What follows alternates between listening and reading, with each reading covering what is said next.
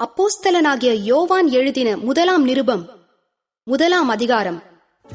ஆதிமுதல் இருந்ததும் நாங்கள் கேட்டதும் எங்கள் கண்களினாலே கண்டதும் நாங்கள் நோக்கி பார்த்ததும் எங்கள் கைகளினாலே தொட்டதுமாயிருக்கிற ஜீவ வார்த்தையை குறித்து உங்களுக்கு அறிவிக்கிறோம்.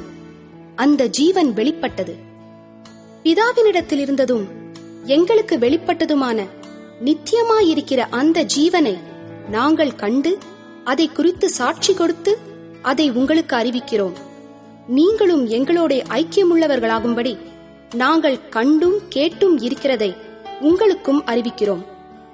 எங்களுடைய ஐக்கியம் பிதாவோடும் அவருடைய குமாரனாகிய இயேசு கிறிஸ்துவோடும் இருக்கிறது. உங்கள் சந்தோஷம் நிறைவாயிருக்கும்படி இவைகளை உங்களுக்கு எழுதுகிறோம். தேவன் ஒளியாயிருக்கிறார், அவரில் எவ்வளவேனும் இருள் இல்லை. இது நாங்கள் அவரிடத்தில் கேட்டு உங்களுக்கு அறிவிக்கிற விசேஷமாயிருக்கிறது. நாம் அவரோடே ஐக்கியப்பட்டவர்கள் என்று சொல்லியும் இருளிலே நடக்கிறவர்களாயிருந்தால் சத்தியத்தின்படி நடவாமல் பொய் சொல்லுகிறவர்களாயிருப்போம். அவர் ஒளியில் இருக்கிறது போல நாமும் ஒளியிலே நடந்தால் ஒருவரோடொருவர் ஐக்கியப்பட்டிருப்போம். அவருடைய குமாரனாகிய இயேசு கிறிஸ்துவின் இரத்தம் சகல பாவங்களையும் நீக்கி நம்மை சுத்திகரிக்கும். நமக்கு பாவமில்லை என்போமானால் நம்மை நாமே வஞ்சிக்கிறவர்களாயிருப்போம். சத்தியம் நமக்குள் இராது. நம்முடைய பாவங்களை நாம் அறிக்கையிட்டால் பாவங்களை நமக்கு மன்னித்து எல்லா அநியாயத்தையும் நீக்கி நம்மை சுத்திகரிப்பதற்கு அவர் உண்மையும் நீதியும் உள்ளவராயிருக்கிறார். நாம் பாவம் செய்யவில்லை என்போமானால் நாம் அவரை பொய்யராக்குகிறவர்களாயிருப்போம். அவருடைய வார்த்தை நமக்குள் இராது. 2ஆம் அதிகாரம். என் பிள்ளைகளே, நீங்கள் பாவம் செய்யாதபடிக்கு இவைகளை உங்களுக்கு எழுதுகிறேன்.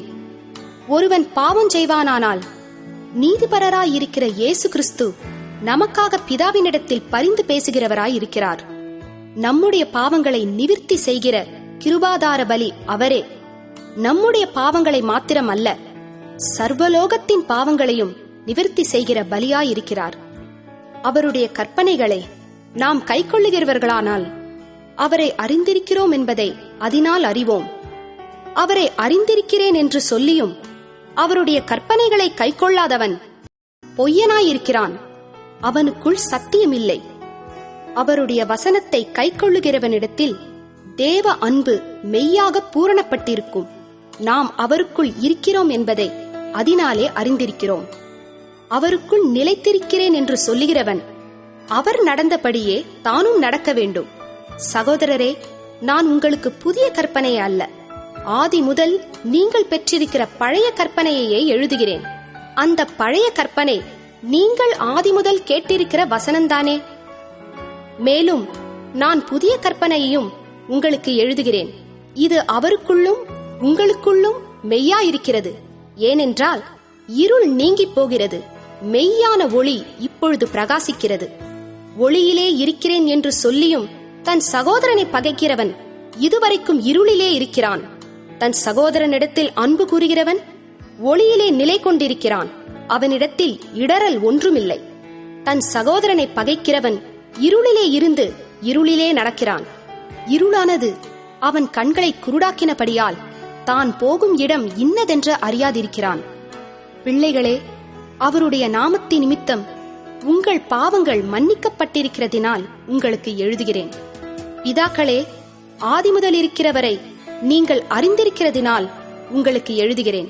வாலிபரே, பொல்லாங்கனை நீங்கள் ஜெயித்ததினால் உங்களுக்கு எழுதுகிறேன். பிள்ளைகளே, நீங்கள் பிதாவை அறிந்திருக்கிறதினால் உங்களுக்கு எழுதுகிறேன். பிதாக்களே, ஆதிமுதல் இருக்கிறவரை நீங்கள் அறிந்திருக்கிறதினால் உங்களுக்கு எழுதியிருக்கிறேன். வாலிபரே, நீங்கள் பலவான்களாயிருக்கிறதினாலும் தேவ வசனம் உங்களில் நிலைத்திருக்கிறதினாலும் நீங்கள் பொல்லாங்கனை ஜெயித்ததினாலும் உங்களுக்கு எழுதியிருக்கிறேன். உலகத்திலும் உலகத்தில் உள்ளவைகளிலும் அன்பு கூறாதிருங்கள். ஒருவன் உலகத்தில் அன்பு கூர்ந்தால் அவனிடத்தில் பிதாவின் அன்பில்லை. ஏனெனில் மாம்சத்தின் இச்சையும் கண்களின் இச்சையும் ஜீவனத்தின் பெருமையுமாகிய உலகத்தில் உள்ளவைகள் எல்லாம் பிதாவினால் உண்டானவைகள் அல்ல, அவைகள் உலகத்தினால் உண்டானவைகள். உலகமும் அதன் இச்சையும் ஒழிந்து போம், தேவனுடைய சித்தத்தின்படி செய்கிறவனோ என்றென்றைக்கும் நிலைத்திருப்பான். பிள்ளைகளே, இது கடைசி காலமாயிருக்கிறது. அந்தி கிறிஸ்து வருகிறான் என்று நீங்கள் கேள்விப்பட்டபடி இப்பொழுதும் அநேக அந்தி கிறிஸ்துகள் இருக்கிறார்கள். அதனாலே இது கடைசி காலம் என்று அறிகிறோம். அவர்கள் நம்மை விட்டு பிரிந்து போனார்கள். ஆகிலும் அவர்கள் நம்முடையவர்களாய் இருக்கவில்லை. நம்முடையவர்களாய் இருந்தார்களானால் நம்முடனே நிலைத்திருப்பார்களே. எல்லாரும் நம்முடையவர்கள் அல்லவென்று வெளியாகும்படிக்கே பிரிந்து போனார்கள். நீங்கள் பரிசுத்தராலே அபிஷேகம் பெற்று சகலத்தையும் அறிந்திருக்கிறீர்கள். சத்தியத்தை நீங்கள் அறியாததினால் அல்ல, நீங்கள் சத்தியத்தை அறிந்திருக்கிறதினாலும் சத்தியத்தினால் ஒரு பொய்யும் உண்டாயிராதென்பதை நீங்கள் அறிந்திருக்கிறதினாலும் உங்களுக்கு எழுதியிருக்கிறேன். இயேசுவை கிறிஸ்து அல்ல என்று மறுதலிக்கிறவனே அல்லாமல் வேறே யார் பொய்யன்? பிதாவையும் குமாரனையும் மறுதலிக்கிறவனே அந்தி கிறிஸ்து. குமாரனை மறுதலிக்கிறவன் பிதாவை உடையவன் அல்ல. குமாரனை அறிக்கையிடுகிறவன் பிதாவையும் உடையவனாயிருக்கிறான்.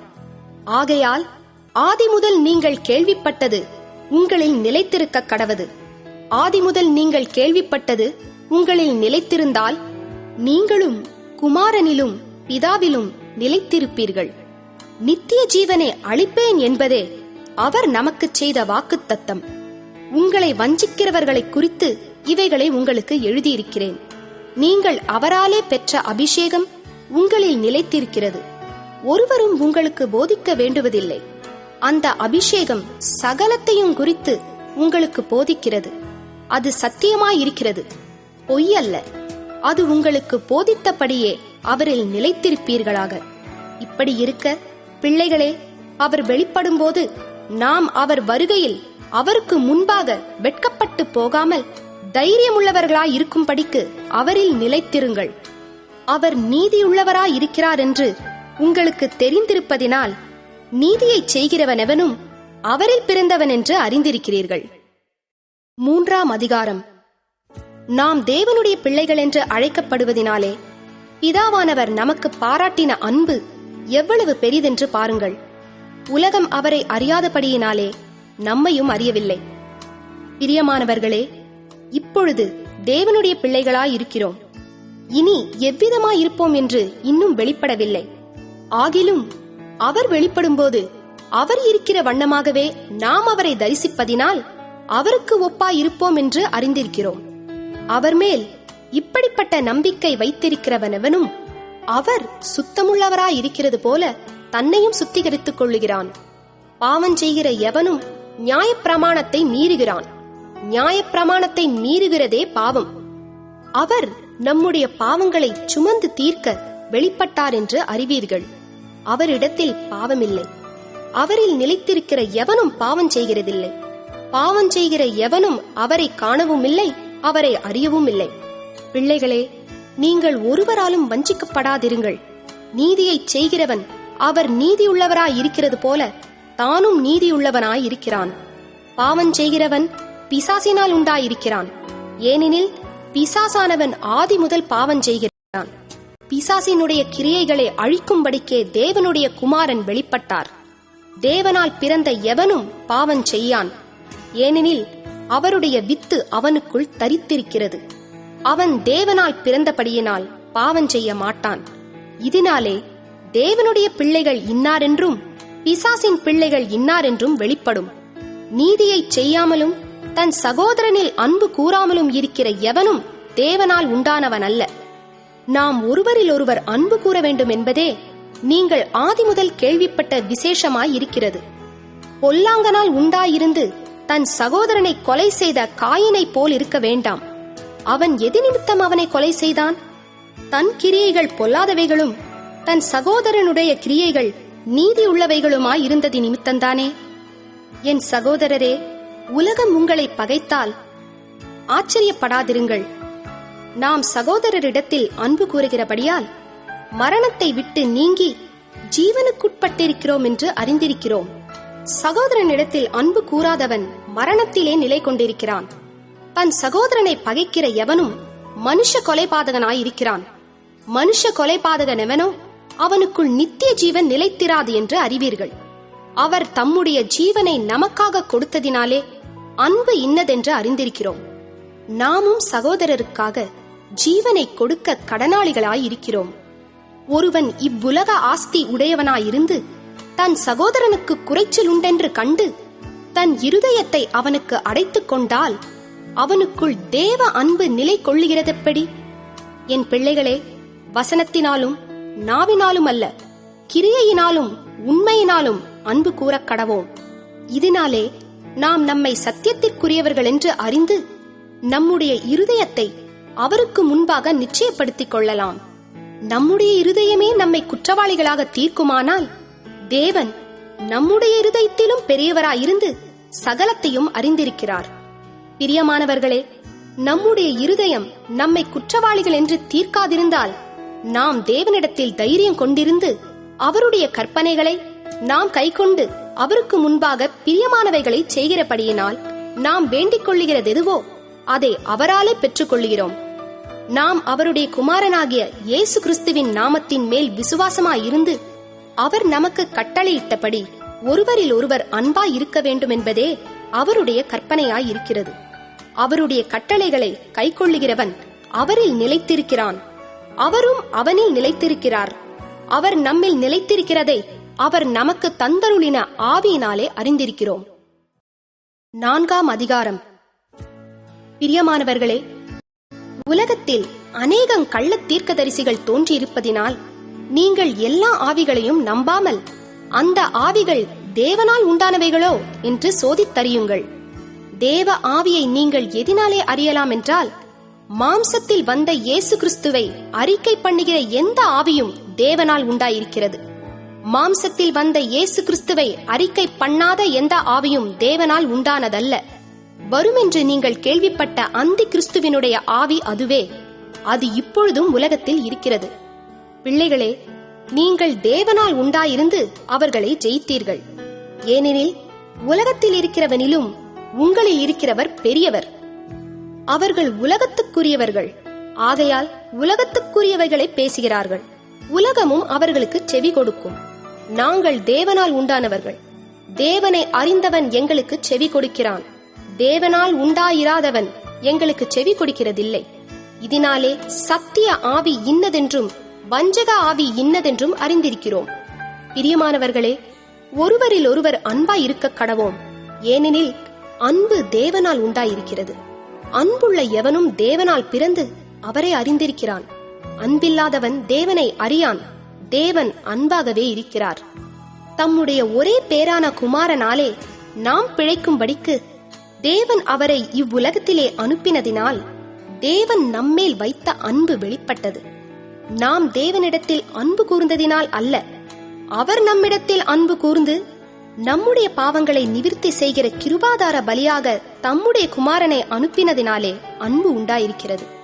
பிரியமானவர்களே, தேவன் இவ்விதமாய் நம்மிடத்தில் அன்பு கூர்ந்திருக்க நாமும் ஒருவரிடத்தில் ஒருவர் அன்பு கூற கடனாளிகளாய் இருக்கிறோம். தேவனை ஒருவரும் ஒருபோதும் கண்டதில்லை. நாம் ஒருவரிடத்தில் ஒருவர் அன்பு கூர்ந்தால் தேவன் நமக்குள் நிலைத்திருக்கிறார். அவருடைய அன்பும் நமக்குள் பூரணப்படும். அவர் தம்முடைய ஆவியில் நமக்கு தந்தருளினதினாலே நாம் அவரிலும் அவர் நம்மிலும் நிலைத்திருக்கிறதை அறிந்திருக்கிறோம். பிதாவானவர் குமாரனை உலக இரட்சகராக அனுப்பினார் என்று நாங்கள் கண்டு சாட்சியிடுகிறோம்.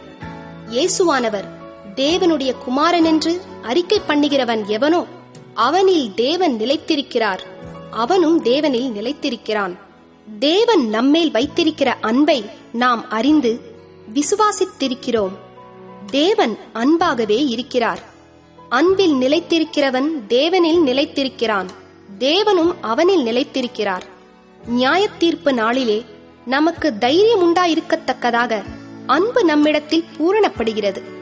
ஏனென்றால் அவர் இருக்கிற பிரகாரமாக நாமும் இவ்வுலகத்தில் இருக்கிறோம். அன்பிலே பயமில்லை. பூரண அன்பு பயத்தை புறம்பே தள்ளும். பயமானது வேதனை உள்ளது. பயப்படுகிறவன் அன்பில் பூரணப்பட்டவன் அல்ல.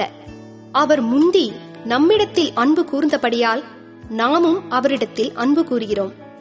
தேவனிடத்தில் அன்பு கூறுகிறேன் என்று ஒருவன் சொல்லியும் தன் சகோதரனை பகைத்தால் அவன் பொய்யன். தான் கண்ட சகோதரனிடத்தில் அன்பு கூறாமல் இருக்கிறவன் தான் காணாத தேவனிடத்தில் எப்படி அன்பு கூறுவான்? தேவனிடத்தில் அன்பு கூறுகிறவன் தன் சகோதரனிடத்திலும் அன்பு கூற வேண்டும் என்கிற இந்த கற்பனையை அவராலே பெற்றிருக்கிறோம். 5ஆம் அதிகாரம். இயேசுவானவரே கிறிஸ்து என்று விசுவாசிக்கிற எவனும் தேவனால் பிறந்திருக்கிறான். பிறப்பித்தவரிடத்தில் அன்பு கூறுகிற எவனும் அவரால் பிறப்பிக்கப்பட்டவனிடத்திலும் அன்பு கூறுகிறான். நாம் தேவனிடத்தில் அன்பு கூர்ந்து அவருடைய கற்பனைகளை கைக்கொள்ளும் போது தேவனுடைய பிள்ளைகளிடத்தில் அன்பு கூறுகிறோம் என்று அறிந்து கொள்கிறோம். நாம் தேவனுடைய கற்பனைகளை கைக்கொள்வதே அவரிடத்தில் அன்பு கூறுவதாம். அவருடைய கற்பனைகள் பாரமானவைகளும் அல்ல. தேவனால் பிறப்பதெல்லாம் உலகத்தை ஜெயிக்கும். நம்முடைய விசுவாசமே உலகத்தை ஜெயிக்கிற ஜெயம். இயேசுவானவர் தேவனுடைய குமாரன் என்று விசுவாசிக்கிறவனே அன்றி உலகத்தை ஜெயிக்கிறவன் யார்? இயேசு கிறிஸ்துவாகிய இவரே ஜலத்தினாலும் இரத்தத்தினாலும் வந்தவர். ஜலத்தினாலே மாத்திரமல்ல, ஜலத்தினாலும் இரத்தத்தினாலும் வந்தவர். ஆவியானவர் சத்தியமாகையால் ஆவியானவரே சாட்சி கொடுக்கிறவர். பரலோகத்திலே சாட்சியிடுகிறவர்கள் மூவர், பிதா, வார்த்தை, பரிசுத்த ஆவி என்பவர்களே. இம்மூவரும் ஒன்றாயிருக்கிறார்கள். பூலோகத்திலே சாட்சியிடுகிறவைகள் 3, ஆவி, ஜலம், இரத்தம் என்பவைகளே. இம்மூன்றும் ஒருமைப்பட்டிருக்கிறது. நாம் மனுஷருடைய சாட்சியை ஏற்றுக்கொண்டால் அதை பார்க்கிலும் தேவனுடைய சாட்சி அதிகமாயிருக்கிறது. தேவன் தமது குமாரனை குறித்து கொடுத்த சாட்சி இதுவே. தேவனுடைய குமாரனிடத்தில் விசுவாசமாயிருக்கிறவன் அந்த சாட்சியை தனக்குள்ளே கொண்டிருக்கிறான். தேவனை விசுவாசியாதவனோ தேவன் தம்முடைய குமாரனை குறித்து கொடுத்த சாட்சியை விசுவாசியாததினால் அவரை பொய்யராக்குகிறான். தேவன் நமக்கு நித்திய ஜீவனை தந்திருக்கிறார். அந்த ஜீவன் அவருடைய குமாரனில் இருக்கிறதென்பதே அந்த சாட்சியாம். குமாரனை உடையவன் ஜீவனை உடையவன். தேவனுடைய குமாரன் இல்லாதவன் ஜீவன் இல்லாதவன். உங்களுக்கு நித்திய ஜீவன் உண்டென்று நீங்கள் அறியவும் தேவகுமாரனுடைய நாமத்தின் மேல் நீங்கள் விசுவாசமாயிருக்கவும் தேவகுமாரனுடைய நாமத்தின் மேல் விசுவாசமாயிருக்கிற உங்களுக்கு இவைகளை எழுதியிருக்கிறேன். நாம் எதையாகிலும் அவருடைய சித்தத்தின்படி கேட்டால் அவர் நமக்கு செவி கொடுக்கிறார் என்பதே அவரை பற்றி நாம் கொண்டிருக்கிற தைரியம். நாம் எதை கேட்டாலும் அவர் நமக்கு செவி கொடுக்கிறார் என்று நாம் அறிந்திருந்தோமானால் அவரிடத்தில் நாம் கேட்டவைகளை பெற்றுக்கொண்டோம் என்றும் அறிந்திருக்கிறோம். மரணத்துக்கு ஏதுவல்லாத பாவத்தை தன் சகோதரன் செய்ய ஒருவன் கண்டால் அவன் வேண்டுதல் செய்ய கடவன். அப்பொழுது அவனுக்கு ஜீவனை கொடுப்பார். யாருக்கென்றால் மரணத்துக்கு ஏதுவல்லாத பாவத்தை செய்தவர்களுக்கே. மரணத்துக்கு ஏதுவான பாவம் உண்டு, அதை குறித்து வேண்டுதல் செய்ய நான் சொல்லேன். அநீதியெல்லாம் பாவம்தான் என்றாலும் மரணத்துக்கு ஏதுவல்லாத பாவமும் உண்டு. தேவனால் பிறந்த எவனும் பாவம் செய்யான் என்று அறிந்திருக்கிறோம். தேவனால் பிறந்தவன் தன்னை காக்கிறான், பொல்லாங்கன் அவனை தொடான். நாம் தேவனால் உண்டாயிருக்கிறோம் என்றும் உலகம் முழுவதும் பொல்லாங்கனுக்குள் கிடக்கிறதென்றும் அறிந்திருக்கிறோம். அன்றியும் நாம் சத்தியமுள்ளவரை அறிந்து கொள்வதற்கு தேவனுடைய குமாரன் வந்து நமக்கு புத்தியை தந்திருக்கிறார் என்றும் அறிவோம். அவருடைய குமாரனாகிய இயேசு கிறிஸ்து என்னப்பட்ட சத்தியமுள்ளவருக்குள்ளும் இருக்கிறோம். இவரே மெய்யான தேவனும் நித்திய ஜீவனுமாயிருக்கிறார். பிள்ளைகளே, நீங்கள் விக்கிரகங்களுக்கு விலகி உங்களை காத்துக் கொள்வீர்களாக. ஆமென்.